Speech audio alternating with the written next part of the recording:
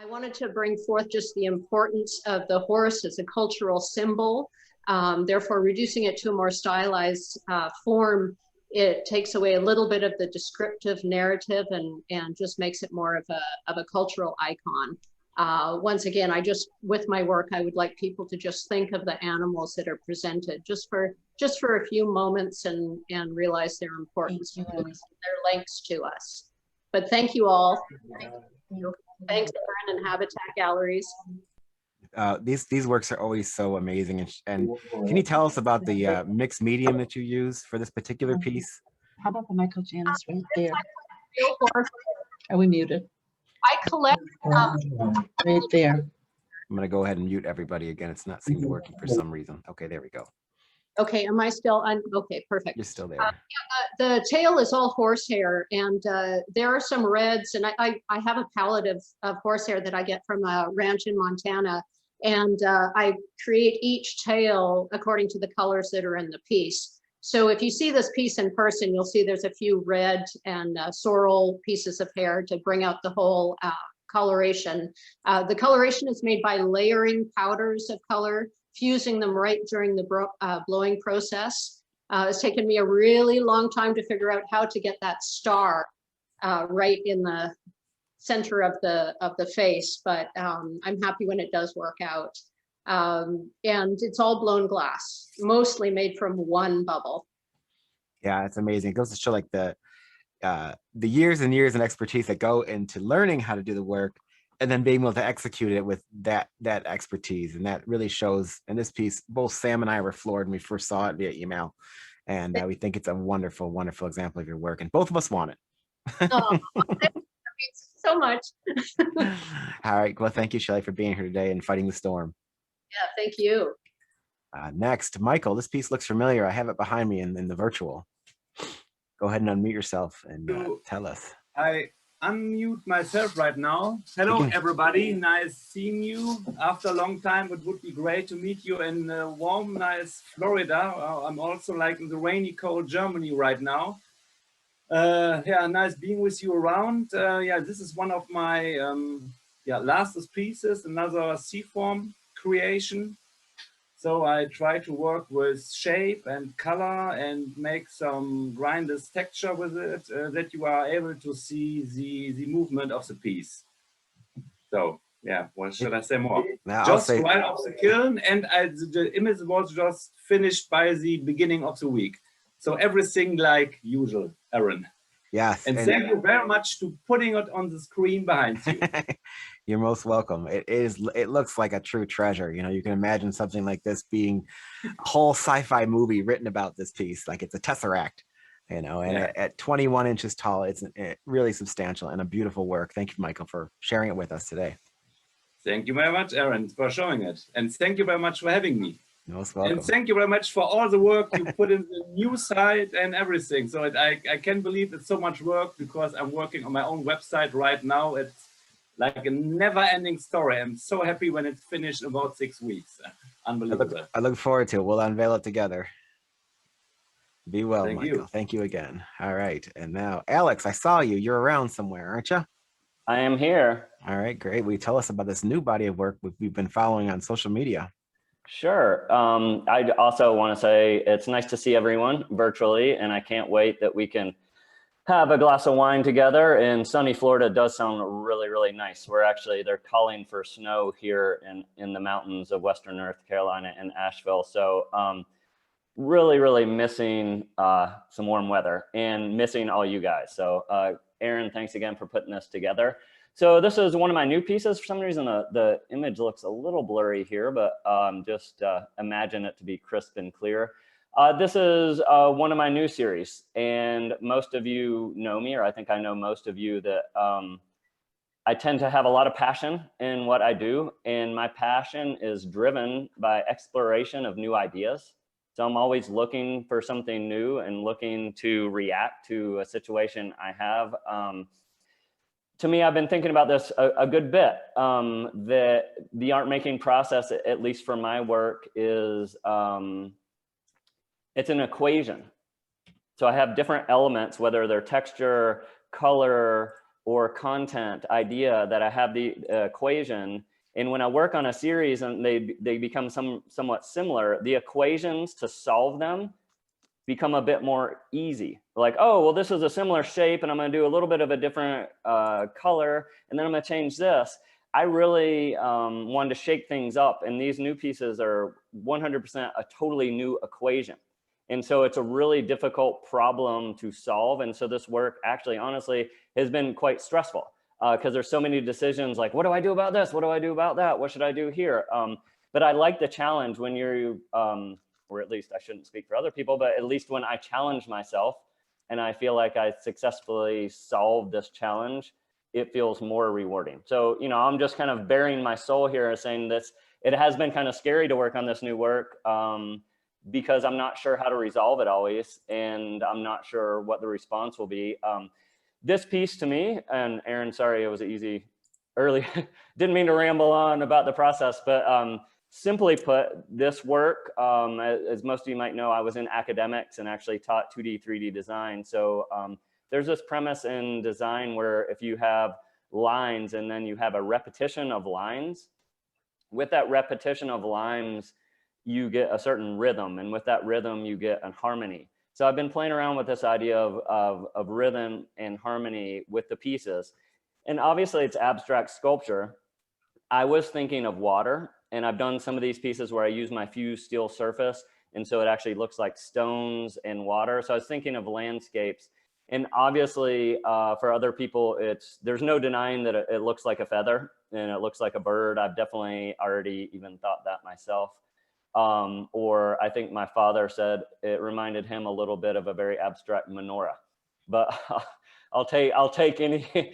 Again, probably people know that I was a psychology major in undergrad. So making abstract artwork and people's perceptions of how they perceive artwork is really interesting to me. Everybody has their own memories, their own history. Well, this reminds me of going sailing, and this reminds me of the sail on the boat that we went when I was a child. So everybody has their own history and their own memories that they bring to the work. But this has been exciting and been fun to work on. And I have probably have 4 or 6 different ones that I've been trying to finish. Again, they're very, very hard. They've been taking forever because it's a whole new equation, a whole new way of working. Obviously, it's still glass, it's still texture. A lot of things are similar.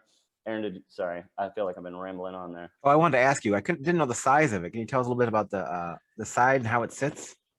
You did ask me for the size several times, and sorry I didn't get back to you. I don't know exactly, but this piece is roughly like 20 inches tall by 24 inches wide. So it probably weighs about 60 pounds, 45, 50 pounds. So it's a relatively large sculpture. It's about 4 inches thick, so it's still relatively skinny, and it has different elements on either side. So it's definitely one that could be viewed from either side. But this, in the sunlight in my studio, just projects this blue light, almost like these blue wings throughout my studio. So it's really been fun and exciting to work with. So at 4 inches deep, it just sits on a base there. You can truly see the bottom of it where those two lines come down. The foot that it sits on is 4 by 4. So Okay. for a piece, or roughly 4 by 4. So for a piece that scale, it's relative to my work, I consider it quite stable. Obviously, because it's kind of reaching up, it has that appearance of total balance, but it is quite stable. Very fun. And thank you, because it helps me get an idea of the scale, because you can't tell if they're hand size. Yeah, or yeah, if they're, yeah. you know, like you said, the width of them. We said there were 24. Is that what this was? Yeah, I believe it's about 24 inches wide. It definitely has the I have a groan scale when I pick it up, how much starts to groan. And this one definitely has, it's pretty high on the scale of I groan a little. I mean, I work totally solo, pretty much all by myself. So anything I make, I have to be able to pick it up and carry it around. I mean, obviously I know a lot of people have lifts and they work smarter, but this is, you know, not certainly not the largest piece I've made, but it's, yeah, like I said, I think it's probably about 45 pounds. Thank you, Where Alex. is it lit from? I'm sorry. Where is it lit from? Are you lighting from I'm seeing the reflection, the light. Where is that lit? Okay. That's a great question. Thank you. If you look closely at this image, and that, I'm not sure why it's a little blurry. It might have been, did I text this to you, Aaron? Maybe that's what it was. Probably. Okay. Anyway, I have a larger file. If you look closely, you'll actually see the window of my studio on the back. So this actually that's was, what I'm looking at. this Okay. was a cell phone picture that I photographed. And then I have a photographer who actually lives in Seattle, Dan Fox, who some of you may have worked with Dan Fox. I know Habitat uses him quite a bit. But I've actually met him in Cleveland like 20 years ago. So I've been working with Dan a lot, but I literally text him or I email him a picture from my cell phone, and then he will cut out the backdrop and then just drop it into a clean background to make it look. So this is sunlight. And again, if you look closer, you see these white, Aaron, can you point at that? Is there any way to point at that?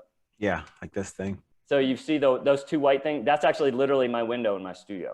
Okay. Okay. And he probably could have photoshopped it out, but I don't want to mess with images too much. I want it to look like it's supposed to look like.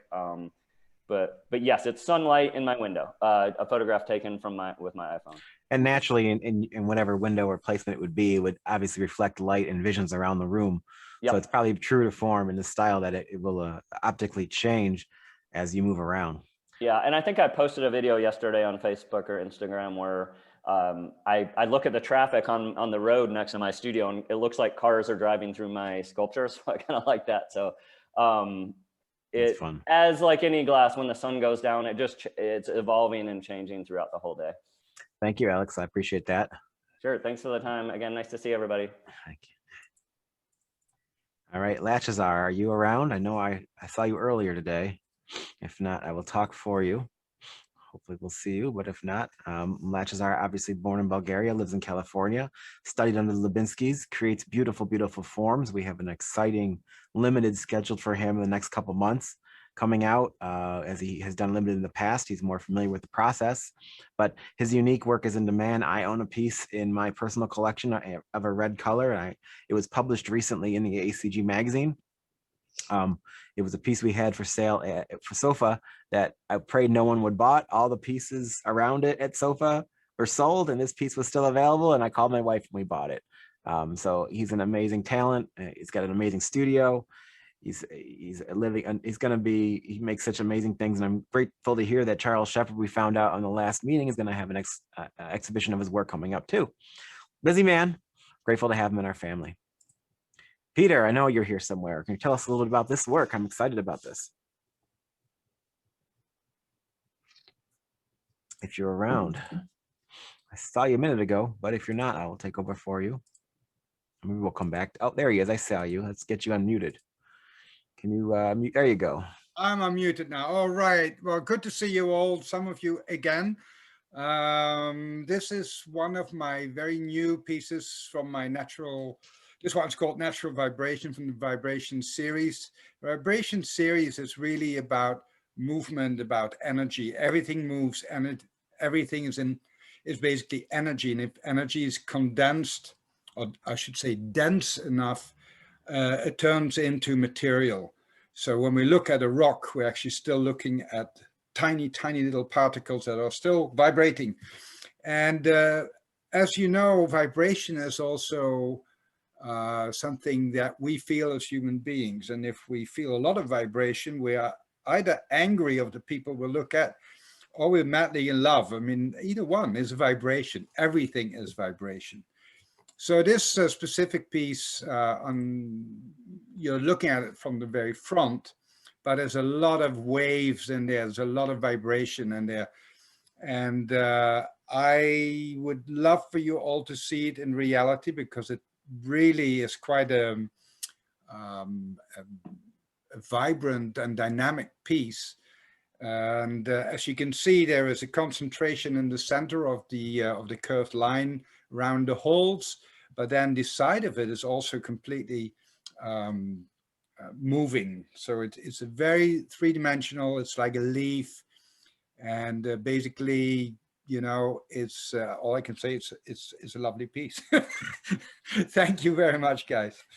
Yeah, at 39, almost 40 inches tall, it's got to be really impressive in person to see this piece, especially with that subtle purple wave, deep purple wave rising up. It's a masterpiece. Congratulations, Peter.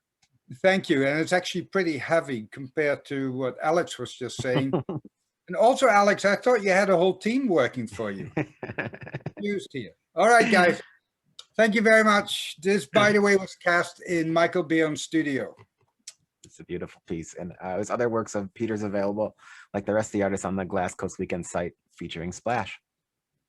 Thomas Brazone is a newer artist we've had in the gallery, have been quite successful with. He's one of the artists we discovered on one of our glass tours to Europe, works in cast glass, makes beautiful, stunning sculptures, geometric shapes, lying down, exploring color. We have a few pieces up. We have a whole collection of his available from the studio. Exciting artist. His price point is really, really cost effective. And he's a young guy, so someone to keep your eye on for the future and someone to acquire now. And Chihuly, many of you saw this in the presentation that was on yesterday. This piece particular is from the Belkin collection. Beautiful C form, represents the the whole color world of glass. Big name. Ferd likes to elaborate more on the stories of his lifetime with Chihuly. It's just a beautiful piece, a 5-piece available now. Robert Complage, we've been showing him Robert for probably about 4 or 5 years now, working in panel infused glass. A very good artist, as a very go-getting artist, able to make and construct these beautiful objects. Sometimes he's inspired by nature. He's done this particular piece called Normal, was inspired by a hurricane, I believe. But these works are just amazingly illuminated in front of a window. We just placed one recently locally here in Michigan. A client, we brought 4 or 5 to his home, and he had a gray painting and a blue table, and he found a gray and blue piece, and it was sold instantly. It was amazing. And so we're honored to have him in our family. And if you love color, Robert is a great artist to collect. IRDS, I know Clara, and they are here. Yes, hello. Hi guys, will you tell us about this body of work? Thank you. My name is Ingrid from Studio IRDS, and this is a sculpture from our Have series. In the series, we had an idea of removing the mass from traditional pyramid shape to create the illusion of floating sculpture. The pyramids are expected to have the greatest strength and intensity in their center of gravity or base, but here the base is without mass and the center is illuminated.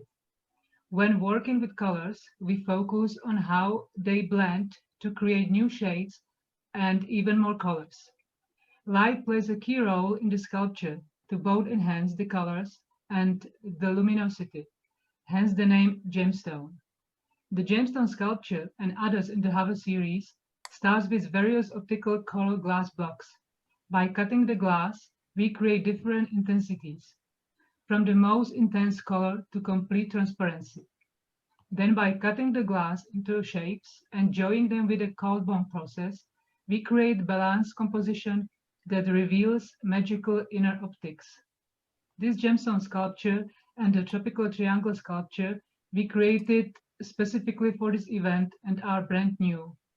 Unlike the other sculpture in the Have series, these are created in an asymmetrical style which unveils a new inner space, almost like a new dimension. The previous sculptures in the series are mirror symmetrical. The process for making a sculpture like this is very precise with many steps. Each one is unique. We took the optical color blocks and cut them diagonally for gemstone sculpture. Since we want to create illusion of mass, we must then cut excess mass from 1/2. It is a difficult process of measurement and precise cutting. It can happen that the glass will crack. Now the shape is ready for grinding. To create sparkle, we grind facet and surfaces into the shapes. Grinding is done in several stages. Then the shape is set aside, and the second part is made in the same way until they're ready for the first rough grind. When both parts are roughly ready, their fitting can begin. Fitting is done by finally grinding both shapes until their silhouettes overlap exactly. The next step is polishing. Once polished, the shapes are bonded together. There is a curing process of 3 days. Finally, there is another round of sanding, and then the sculpture is polished. The final steps is to sign the sculpture by both artists before it goes to the photographer. Now it is ready to go out into the world. or in this case, to the splash exhibit. The gemstone sculpture is a part of collection of varying color composition. Each composition has its own special charm. Sometimes the colors are deep, other times light, or perhaps pastel. Each sculpture has its own authentic and personal character. We chose the name gemstone because of the color combination of turquoise bonded with emerald green, creating a spectrum of green-blue shades. Emphasis put on the energy the sculpture exudes. Here it is a healthily clear, fresh, and calm energy. It feels like spring is coming. We hope that you enjoy the event and have learned a little bit about how we work. Our gemstone and tropical triangle are on display for exhibit. If you are looking for a more subdued but striking sculpture, we have also submitted bent fin. Made with a different technology using molten glass, deep color is enhanced by thoughtfully modeled shape that is finished with combined polish and matte surface.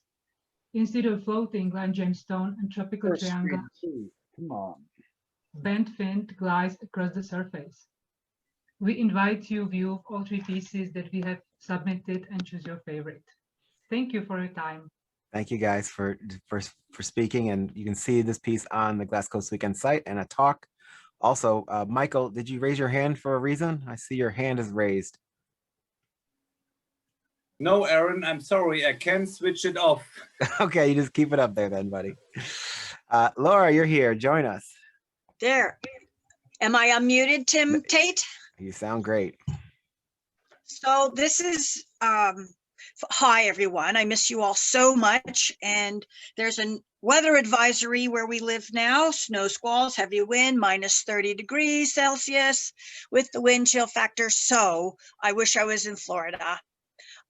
This is one of my amulet baskets, and it's kind of the embodiment of all of my obsessions.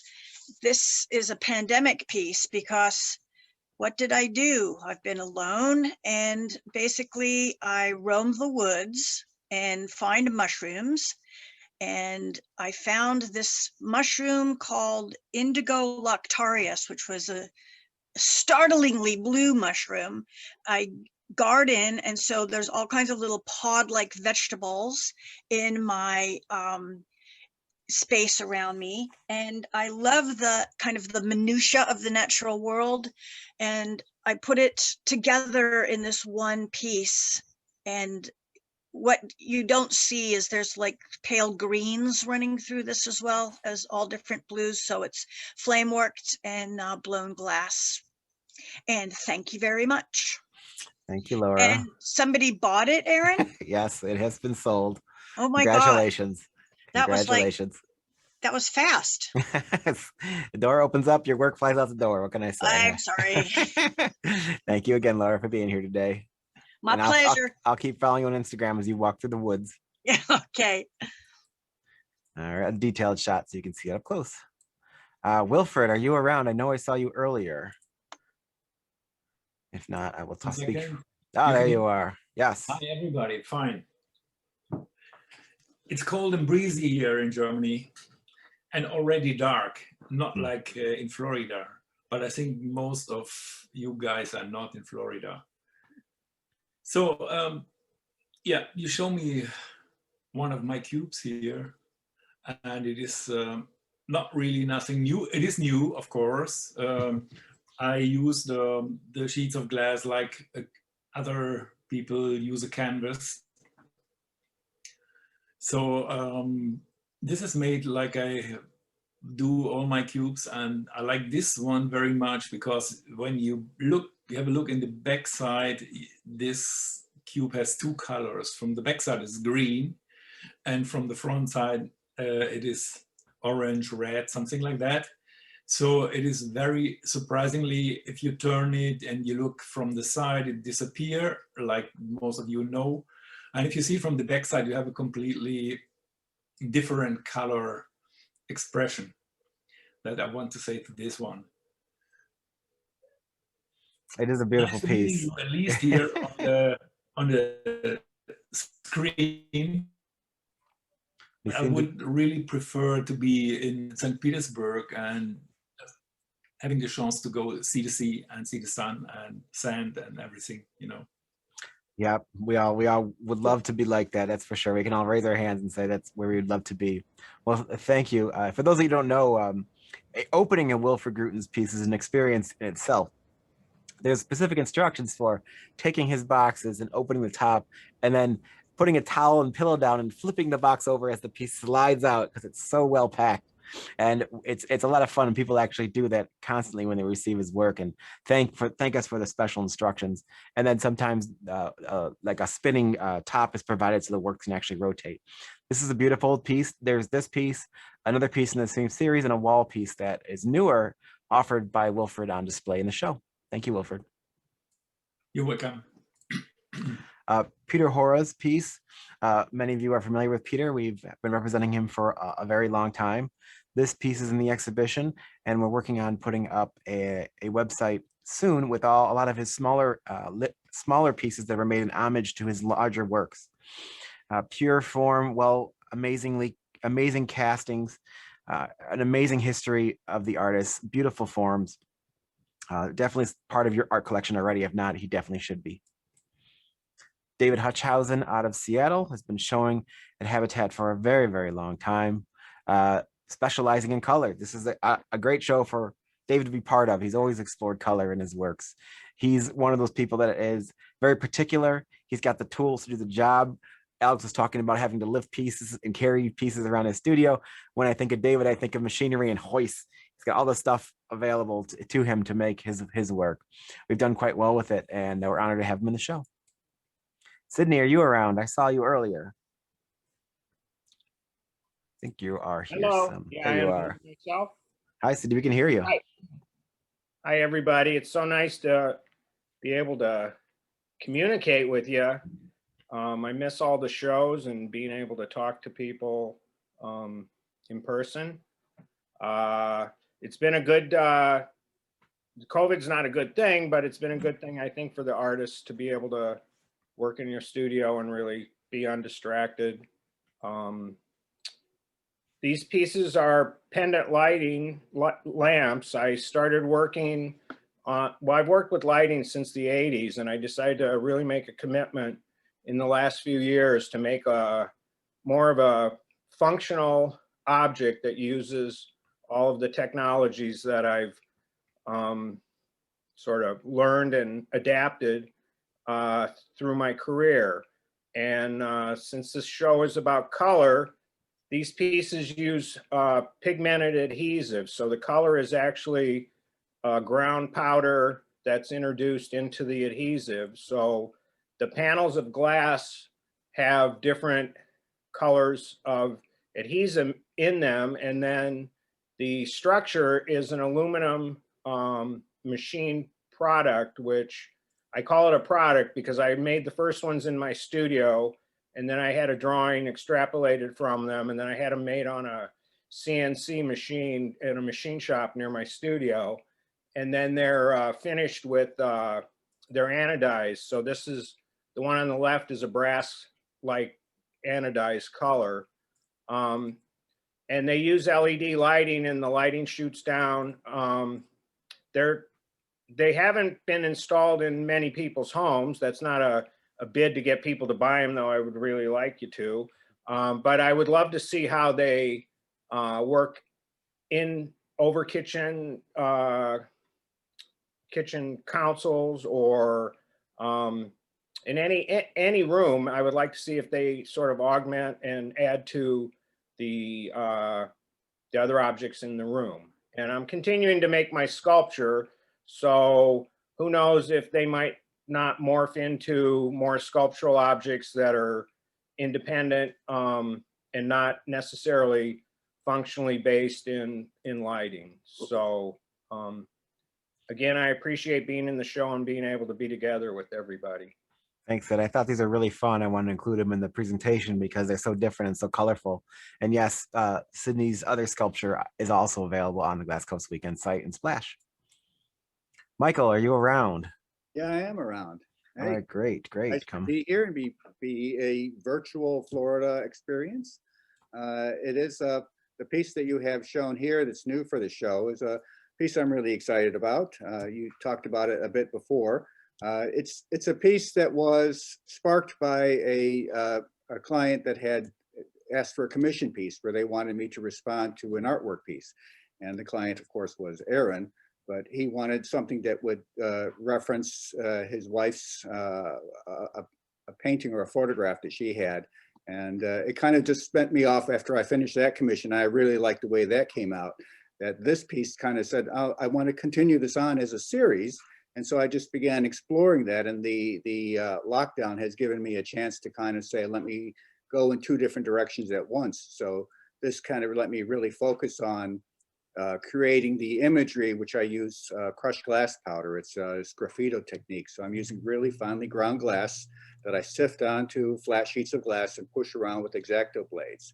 And you can get a lot of an emotional connection to the piece by just moving the grains of glass by a few millimeters, and suddenly you have a different tenor to the emotional connection that you're getting with that. And so I really like that, to have a very pensive thought and something that's very contemplative.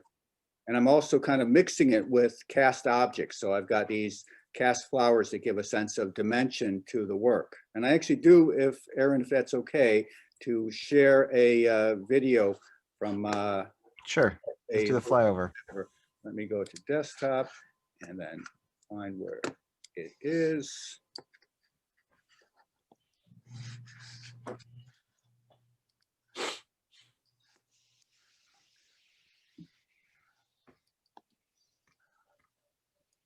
So you can kind of see what the qualities are and how detailed the grains are. The flowers have a dimension to it. They cast color and shadow across the piece. It's a lot more tactile. It becomes something that is just a little bit more than the flatter panels that I like, but this just gave it a different quality completely when you started having those objects as affixed to the glass. And I'm really excited about how this came out, so I want to explore it more. And I think this one was a great start for me.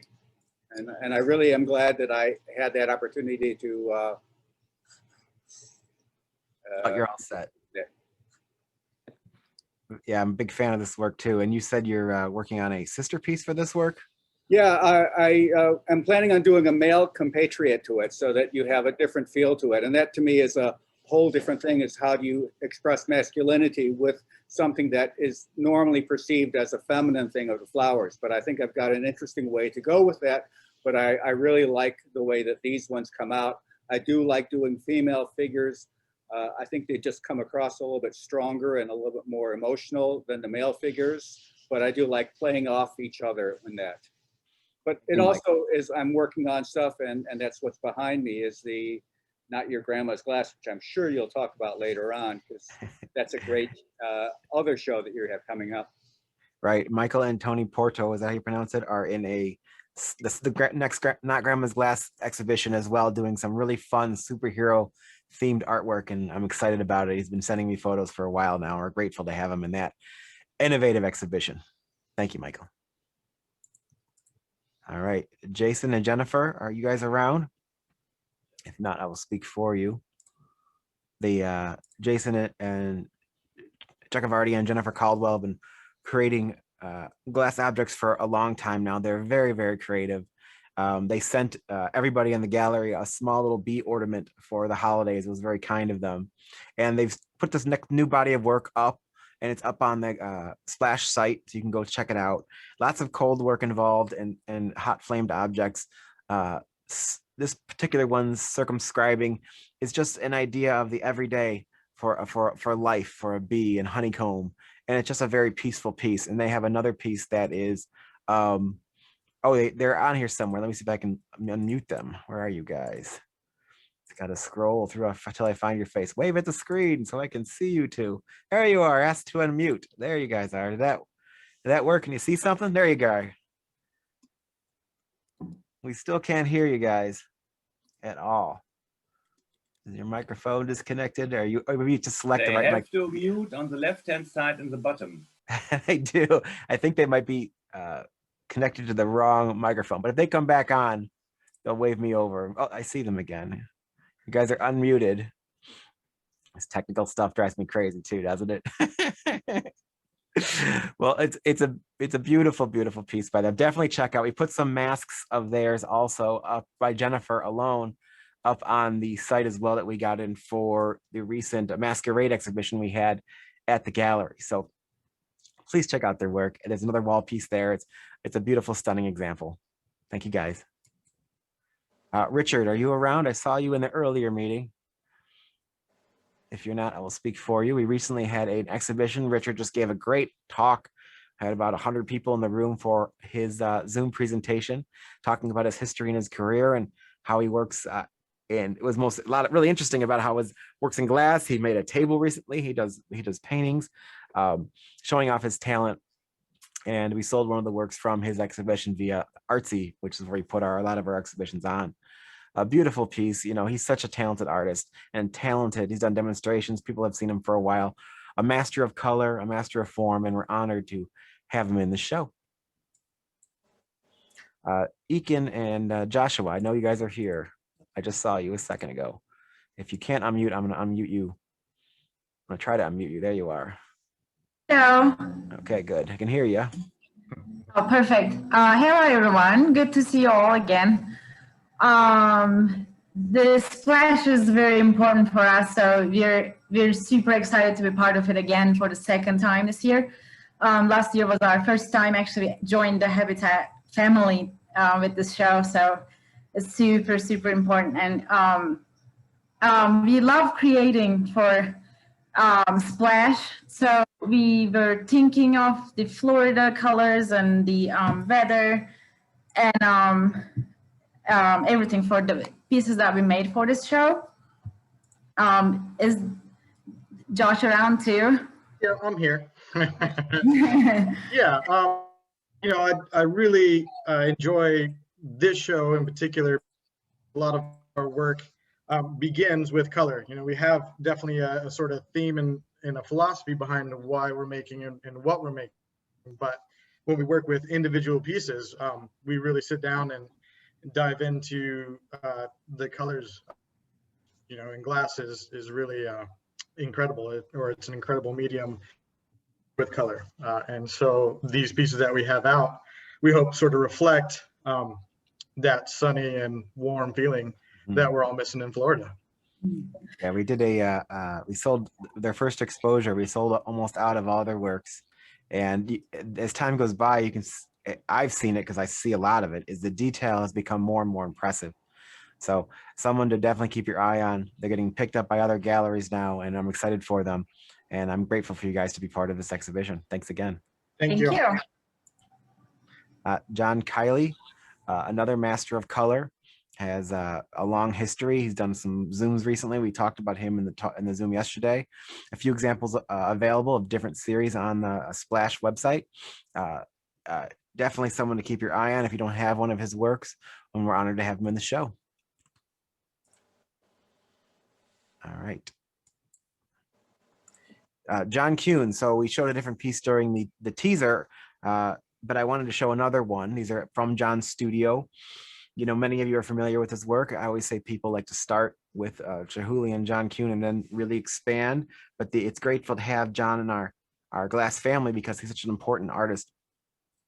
This one is 16.5 inches tall, 8 by 8 inches, rotates, as you can imagine, a pure form, staple piece by John Kuhn and available on the website. And I'd love to talk to anybody about it. Many of you have John's work, but it just draws people. I remember going to a show with Corey in the Hamptons, and we had some of John's work, and people were just drawn to it like you wouldn't believe. So he's an amazing artist to collect. Mark Lapuda, we first showed Mark, I don't know if he's here or not, he can always interrupt me, at our Silver Show, which was our accompaniment show to Glass 48 Habitat Direct, which was supposed to be a physical show, but you know, COVID hit and we had to make everything virtual. He's been quite popular. He's heavily inspired by nature, and we have the Silver Talk. You can go listen to him talk about his work and his exploring the world. And he creates these forms, and he's very determined getting in, cutting away and removing parts of it to make it so unique and so special. And you can see like the idea behind the work. He creates a form and he cuts, he plays with color. There's other pieces available by the artist, and he's a great one to start collecting early in his career. Steve, I know you're around here somewhere. Would you come? I am. All right, join me. Hi, everybody. I miss you all and hope to see you in real life sometime soon. Since Splash was about color, I decided that this piece about Yves Klein was important. If there was ever an artist associated with a particular color, it was the iconic French performance artist and painter Yves Klein. International Yves Klein blue was a color he formulated with the Parisian pigment company Sennelier.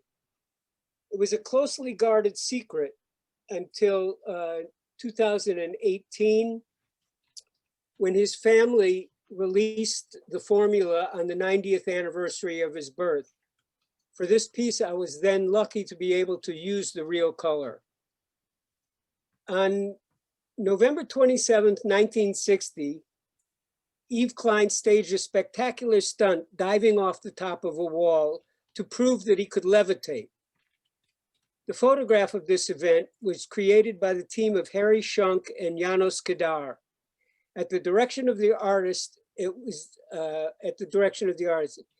was achieved by superimposing negatives, which was a successful visual technique before Photoshop existed. Klein was a world-class judoka who had a black belt and competed for France internationally. The pose that Klein was assuming when he jumped off the wall was influenced by the kata of birds. The glass figure leaping, coming out of his cosmic blue energy, makes a soft landing on another significant aspect of his work, which was these monochromatic sponge paintings. I've reproduced these sponges in wood, as I'm often wont to transform materials. Klein died very young at the age of 34 in 1962. And also, if you have a chance to check out the new short film by Nicolas Tremolet on the Splash website, which will show my studio practice. And if you can't get it off this website, you can go to YouTube and type in Steve Lynn. So I'm happy to see you all. I miss everybody, and I look forward to being together again and drinking a lot of wine one of these days. Thank you, Steve. I did catch a glimpse of Steve's new production video about him and his career. It's definitely on his page on the Splash presentation. It's definitely worth checking out. An impressive piece. Thank you, Steve, for being part of our family, putting that together and being in the show. Great to be here. Zora Polova, always pushing the medium, a Czech artist working with her husband, Stefan Pala. For some reason, they just always decide that bigger, the more difficult, and the more impressive, the better. It is always amazing to see what they produce. And we have this work in our gallery downstairs, and it is just an incredible sculpture by Zora. And every piece that she makes is museum quality, and she explores colors, greens, yellows, blues, blacks, grays. There's no yellows, there's no color that she isn't a fan of. And I'm grateful to have her in the show, and someone you should explore, especially if you don't have one of her pieces. David Patchen, I don't think he's in the talk, but if you are, interrupt me. David is a master of color. He mixes colors like I would mix color with paper. It is amazing. The colors he gets to work together in his artwork are amazing. Every different color has their own levels of annealing, has their own levels of cooling, but every piece he makes is a masterpiece of basically a whole lesson in color. There's a few pieces up there. He has work that glows in the dark under black light. He's an amazing glass scientist, and we do rather well with his work because the pieces really draw you in if you enjoy color, and that's what this show's about. Stephen Powell, we reached out to Stephen Powell's estate and got some pieces for this exhibition, because when you have a show about color, you have to include Stephen Powell. The late Stephen Powell made some amazing things in his career, and there are works still available. So we reached out and we picked out 3, I think, for the show, all the same series. I think the series is called Screamers, and they're just marvelous. Lighthearted, beautiful works, museum quality, all of them. So I advise you to check it out if you have been thinking about Stephen's work, and see his work throughout his career. I'd recommend that as well. Here's a detailed shot up close of the work. Tim, I know I saw you here. Are you available to talk? I know you saw you here a minute ago. I'm going to scroll and see if you're around. There you are. You're Hi. unmuted. There you are. Hi, Tim. Welcome. Hi, thank you. Thanks for including me in so many amazing art. It's a real privilege. I'm based in London, in the UK. This piece is called Icosphere. The form itself, there's a couple other pieces with a very similar form that are in the show that use solid color. In this one, I've used cane, colored cane, and what it does, it shows off the optics of the glass. The pure color ones, there's illusions happening, and there's refractive qualities with the highly polished glass. And the nice thing about the canes are, it's much more obvious what is being distorted and what is sort of pulls you in to sort of investigate more in terms of, is what you're seeing real, or is it the illusion created by the optics of the glass? This is a blown piece, it's very thick. My work is heavily cold work, so I've cut open, it's a blown bubble, so there's an opening there. So I'll cut that open and polish the face. So then that creates just manipulates the refractive qualities of the glass, and hopefully will draw you in and make you investigate further as to what you're seeing. Thank you, Tim. Tim was part of our silver exhibition as well. We did well with his work, and they're beautiful. They're much larger than you think. And a stunning example, this one and the others on the site. So please check it out. And thank you, Tim, for being part of the show. Yes. Here's another shot to give an idea of how the piece looks at an angle. Kate, are you around? I know I saw you a minute ago. I'm here. I'm All here. right. All right. This work is sort of a takeoff of some larger scale work that I've done, but I grew up on a boat in the Bahamas and Virgin Islands, and so a lot of my work is evocative of water.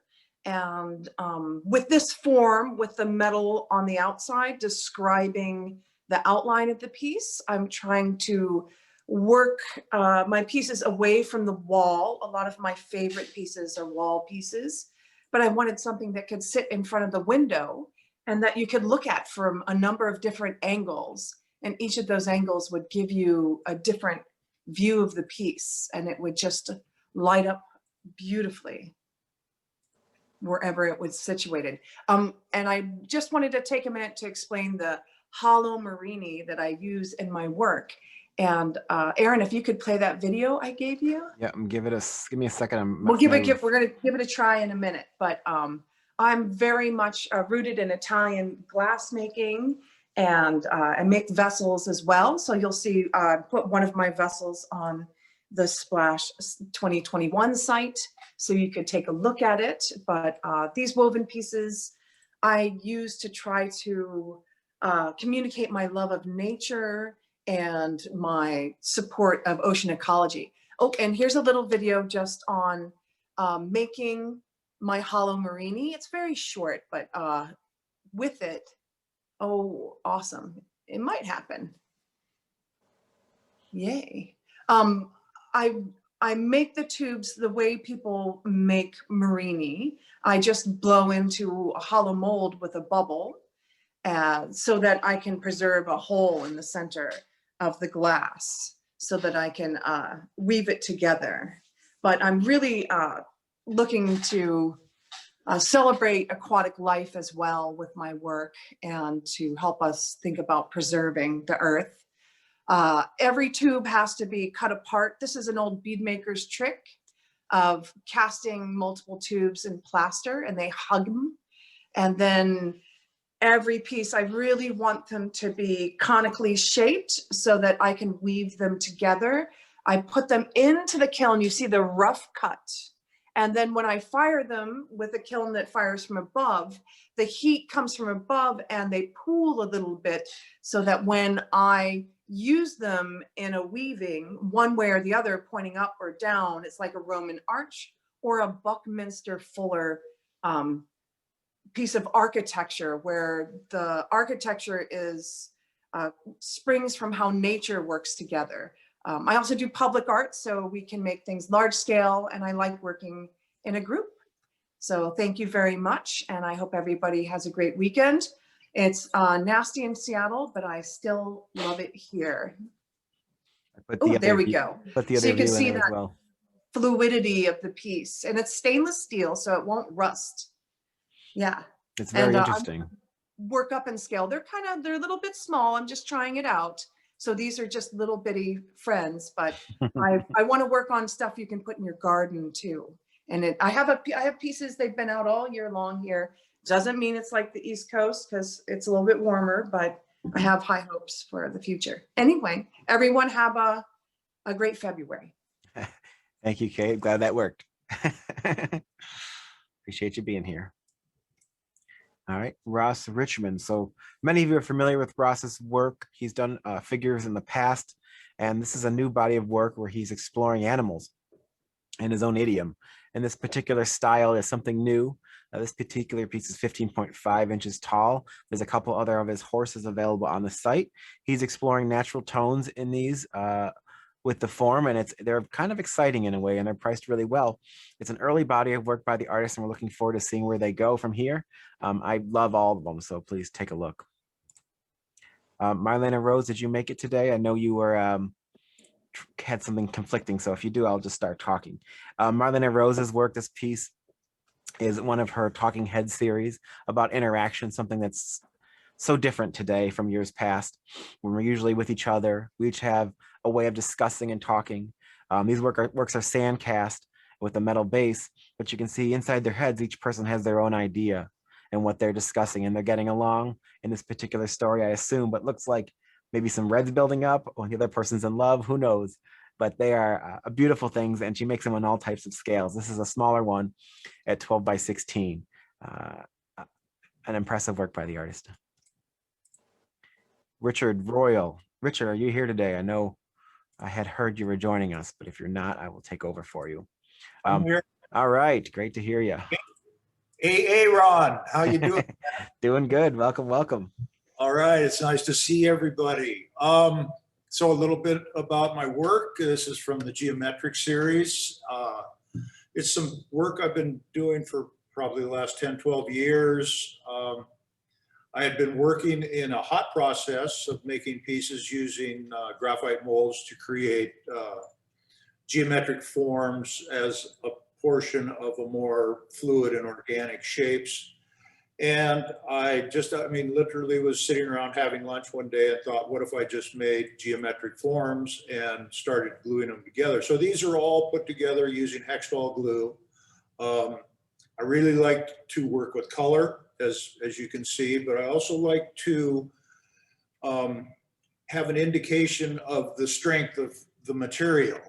Most people think of glass as a very fragile material, and it is, and you do have to take care, but it also has incredible strength. I heard at one point, if you made two spheres, one out of steel, one out of glass, and started to submerge them in the ocean, that the glass sphere would actually out-survive the steel sphere as you went deeper in the ocean. So it has this incredible structural strength. And so I started working with these geometric pieces and making more circular forms, spirals, that sort of thing. And then I discovered this book. It is The Beginner's Guide to Constructing the Universe. And it addresses the numbers 1 through 10 and how they occur in nature, in art, in just about everything we have. And so I just wanted to read just a couple little excerpts here. Sacred geometric patterns exist all around us, creating the fundamental structure and templates of life in the universe. It is said that every natural pattern or growth or movement comes back to one or more geometric shapes. The molecules of our DNA, the cornea of our eye, snowflakes, flower petals, crystals, the shell, the stars, the galaxy we spiral within, the air we breathe, and all life forms are created out of geometric codes. And so I found this whole concept fascinating the more I looked into it. You know, you have certain mathematical, of course, the Fibonacci curve, the golden mean, these sorts of things. And I had no desire to really replicate anything in nature, but I really wanted to use that system of geometry and structure to create sculpture. And so consequently, I would make pieces like this, and all of the pieces in this piece are relatively of the same scale, but they are of different size. And I do other pieces that that range from quite large to quite small, and they're all interacted, but it's still all part of that same geometric code that creates all of life, all of nature. So that's what I'm up to. What are you guys doing? Thank you, Richard. I appreciate that. You can look at this work, and it was designed for Splash. And the other works are, so some works, we have a beautiful red piece that's entirely red by Richard as well in our inventory, and other pieces that explore color the same. And thank you for being part of this, Richard. I appreciate it. That's my pleasure. I just, and to that point, I do a lot of these geometric pieces just using a single color, but different shades, densities, and tones of it. So it's less distracted from the form. And so I mean, color it's so active and your eye moves around it so much. It's nice to have more of a monochromatic presentation and focus more on the form than the actual color of the glass. So that's why I do that too. So thanks, Aaron. No problem. Take care. We'll talk Good to more. see you.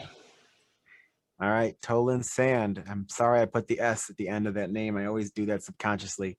Toland was, you know, is an amazing artist working on form and color lamination process. He sent us some pieces for this exhibition that are now up online.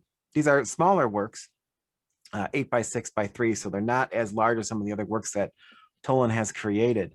It looks like this particular one is on a spinning top, and it is a beautiful work. Along with the other one, we have a blue one up on the site to see as well, and a couple other works. I'm honored to have him in the show. Toland is a great guy. He gave a AACG education talk not too long ago that's posted up on YouTube to learn more about him. An amazing talent, and we're grateful to have him. Our buddy Paul Stankard. I invited him to come today, but I don't see him here. Paul obviously is a legendary paperweight maker working at the height of his career. I spoke in an earlier Zoom about how this particular body of work is new for the artist, being the fact he's able to take the humanoid figures and put them in the center of the core of this piece and make them interact more, which is something he just discovered recently in this new body of work. And many of you are familiar with this work. This piece is about 4 by 4 by 4, a little small. Everything in there is glass. We have people who call us constantly looking for his pieces. A legend in the glass art community, and we're grateful to have him in our family. Atsuko Tashima, we showed her work a couple years ago at SOFA. Someone, my brother, Corey Hampson, discovered in I believe, Japan. And it shouldn't say USA there, so ignore that. And it is mixture of clay and glass in a very subtle form and tone. And they are quite beautiful and quite peaceful pieces. We're honored to have her in the show, and we're grateful that she's a newcomer to our family, and we're eager to see what she creates next. Tim, are you around? Tell us about this new work that you created. Sure, thanks so much, and thank everybody who came to the talk yesterday. When I heard splash, I didn't hear the word color, so I thought I'd do a splash of gold. As many of you who are familiar with my work, I like to bridge centuries. Frequently it's 19th century and 20th and 21st century, but I decided to go back to the 15th century when they built Versailles. Or is that the 13th? I think that's the 13th. Well. So I decided I would do a piece that looked as if it belonged in Versailles, if Versailles had endless mirrors. And I tried to imagine what this would look like to the people at that time, it would almost be magical. Of course, now it's an easily understood thing, but back then it wasn't. So I really just love the whole fact of the gold plating and bridges that those decade after decade. And this is one of my favorite new pieces.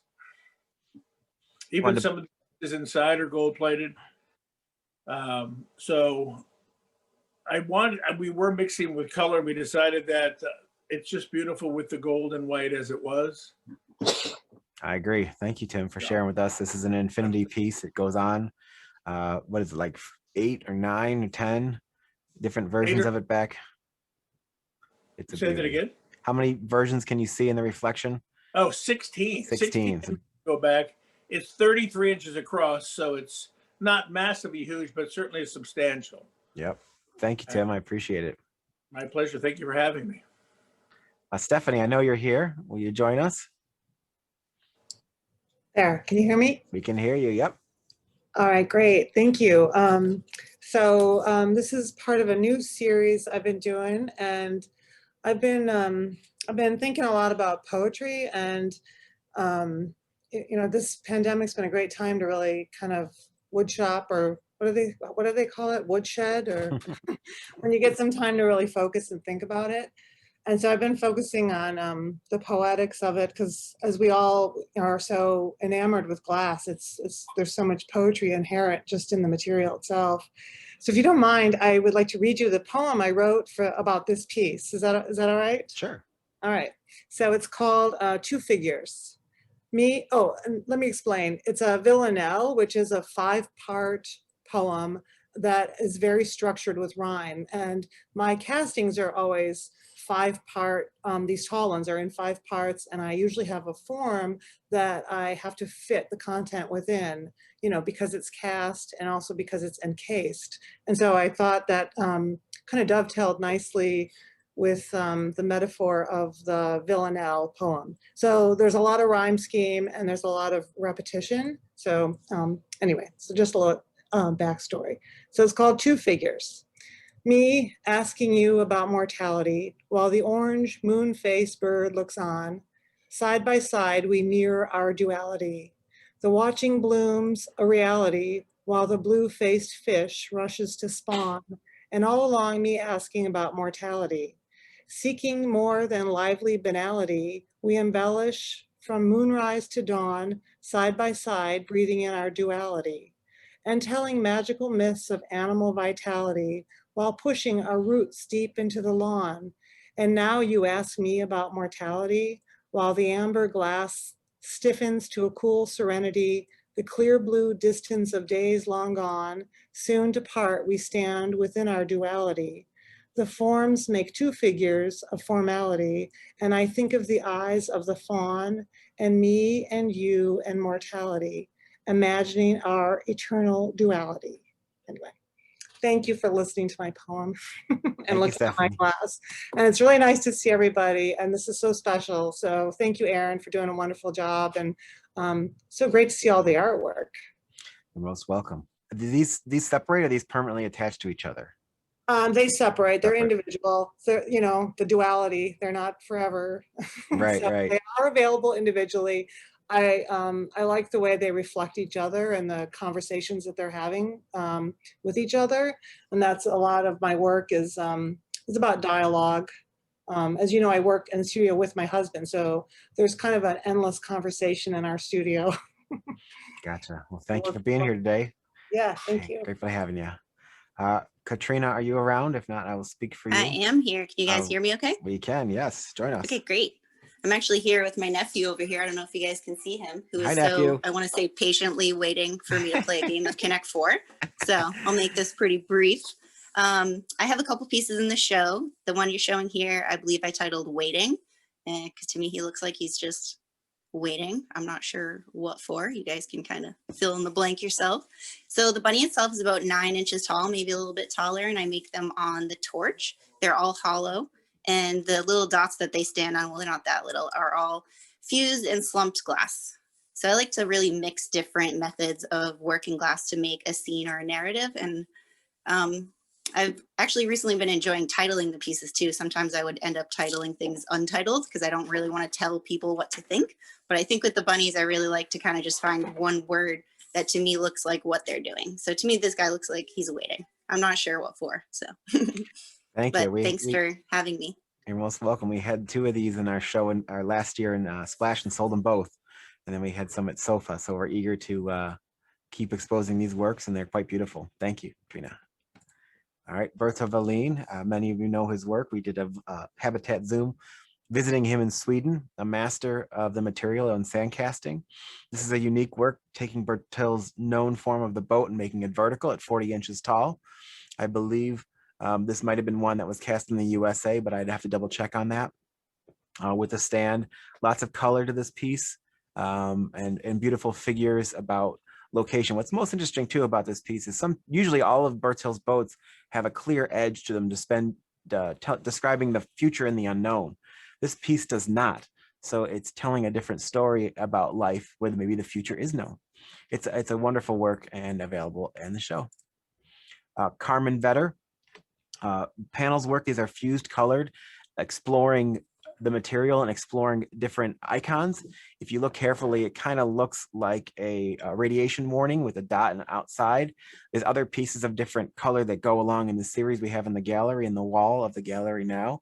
She, as a master of blue, greens, yellows, all kinds of fun things. So we put a few of them in the show, and we invite you to come check them out. Jen Violet, she actually gave me something to read about hers because she couldn't be here today. So let me pull that up. I should have had that floating in my phone, but I can grab it in a couple seconds. It's a new body of work, and this work says, this piece was inspired by a lot of the recent happenings in our country, both politically and pandemic-wise. It is a piece of change, hope, renewal, and hope for change, good changes to come for our country as a whole, and hope for good health with the vaccine rollout. It is about trying to remain hopeful and optimistic through tough times. And usually she works in, beautiful greens and whites. And so now she's exploring this beautiful greenish blue color. And she made 2 pieces. This one's called Staying Afloat, and both of them are in the show. Randy Walker is someone we not discovered, but we recently started talking to. And he has 2 different bodies of works in the show. His pea pod work he's quite well known for, and well as his leaf works. And they're just very fun, beautiful works, large scale. He also creates stands for these pieces, and they're in demand. He's been doing them for a while. Very interesting work, and we're grateful to have him. Here is an example of the leaf series, and I think there's 2 up there, maybe 3 in the show. Vivian's work. So Vivian had created 2 new city kits for our exhibition right now. This is one called Cable. It's cast glass, clay, paint, and steel base. Vivian makes these by herself with one assistant in West Palm Beach, Florida. Obviously, many of you have known her and her work. We've done really well with her, and this is one of her newest works and is quite stunning. And the other piece is called Cool Beanie from the same body of work. Look at that coat, look at the detail, the color on the inside, the pants. I'm a huge fan of Vivian's, as you will know, and we're honored to have her in the show. Hiroshi from Japan, he sent in a couple pictures last night to roll out his exhibition before it launched, or the day before last. Very familiar with that Japanese field of foil. This is a beautiful green interior with a floating, looks like a leaf floating out of it and one of his birds. We visited him, or he provided us a video for our Glass 48 page showing his home. It looked like it's in the middle of nowhere in Japan with beautiful bamboo all around his house where he gets inspiration from. We've been showing him forever, and we're honored to have him in the show and in our family. And last in the exhibition, before we get on to the home tours, is Udo Zambach from France, a master of color, creating multiple layer panels that look like paintings. And we're grateful to have him. We have a couple of 3 or 4 pieces in the show, and have done very well with him over time. Well, that wraps this part of the show up. We're going to switch over now to our Glass Coast Weekend home tours. I saw we have a couple questions in the chat, but they're just compliments, and we thank you guys for them. So let me close this presentation up. Don't mind my daughter, say hello, and my little boy. They're just keeping the page warm while I load up my other PowerPoint. Give me one quick second. Should have it saved right here, and we can go right into the home tours. Appreciate your patience, and I'm grateful to have you all here today. So I'm going to launch this secondary presentation. Make sure my sound is on and we'll start it now. Here we go.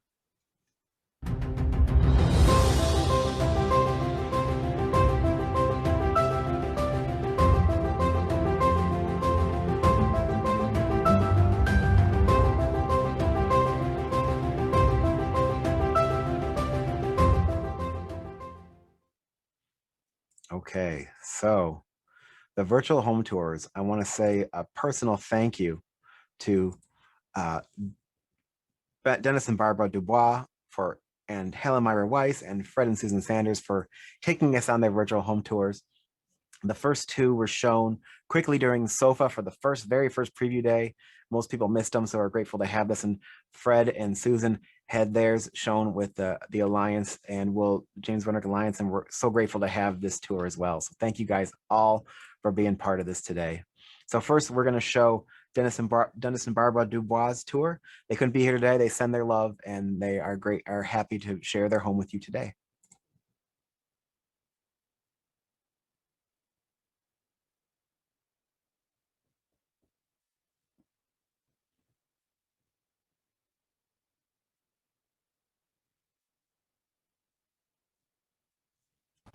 Hi, we're Barbara and Dennis Dubois. We've been collecting glass for 35 years, and we're happy to have you come into our house and we can share a little of our collection with you.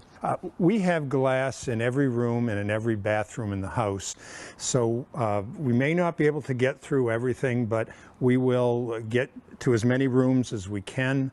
And hopefully you'll get some appreciation for what we've been doing for those 35 years. Okay, so let's get started.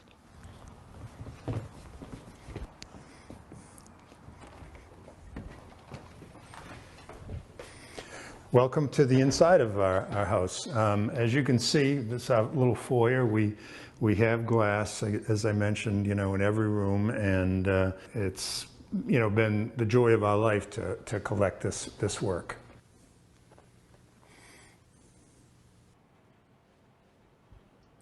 We have a front cabinet here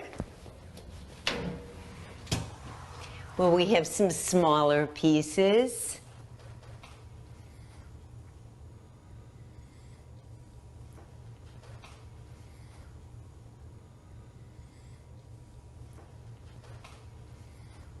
I'd like to point out the Howard Bentray bench that we bought in Rhode Island at Howard's studio. And this is our living room.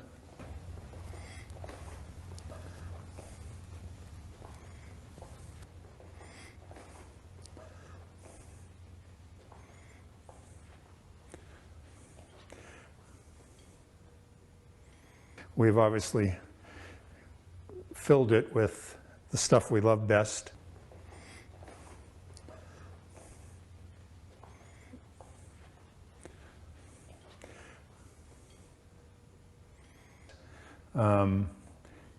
Yvonne Marish, Dan Daly over the fireplace. It's interesting. You're going to see, as we walk through the house, you're going to see quite a number of pieces by Dick Marcus and